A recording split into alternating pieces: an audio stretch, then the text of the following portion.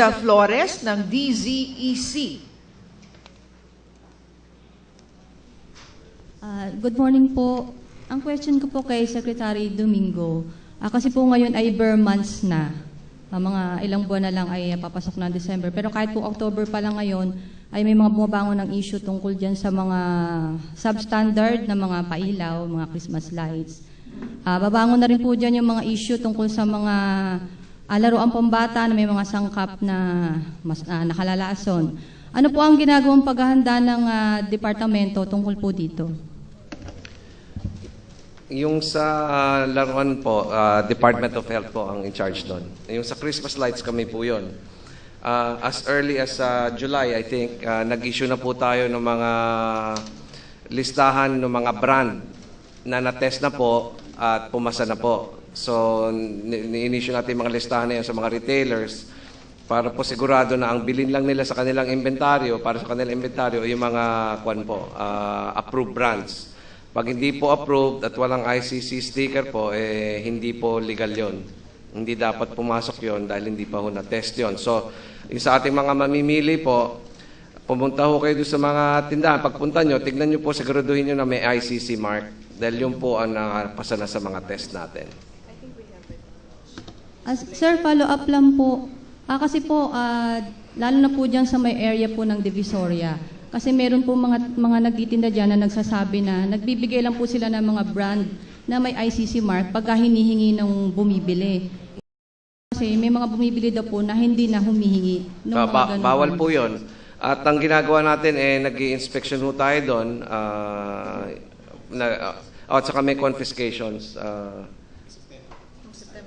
Nung September daw, meron na hong mga na-confiscate ng mga Christmas lights na hindi yung illegal po na walang ICC.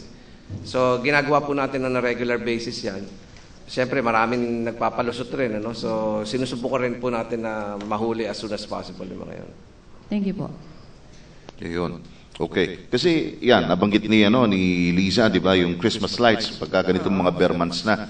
Kasi pag minsan makakakita ka sa sidewalk na sobrang mura, halos hindi ka na maniwala. 3 sets, 100. Correct. Di ba, yung mga ganon. So, ito kaya kasama doon sa mga posibleng hindi pa na pagkakalooban ng ICC stickers dahil hindi actually... ang tanong doon, paano mo malalaman kung yung ICC mark tunay ba o baka napeke? Pinepeke na rin ba yun? Oo, di ba?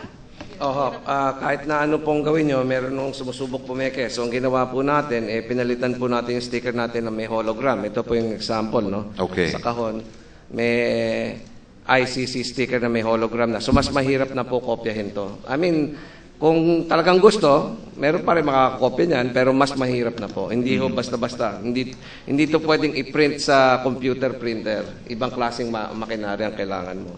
At saka doon sa produkto mismo, naka-attach rin po ang ating ICC sticker. Okay.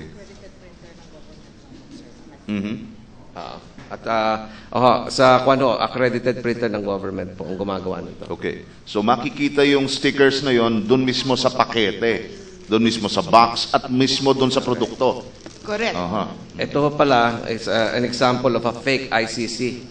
Ayan. Hindi po hindi po sticker, inimprenta na doon sa kanilang produkto. Plastic. Fake po to, fake. Hindi ho tunay.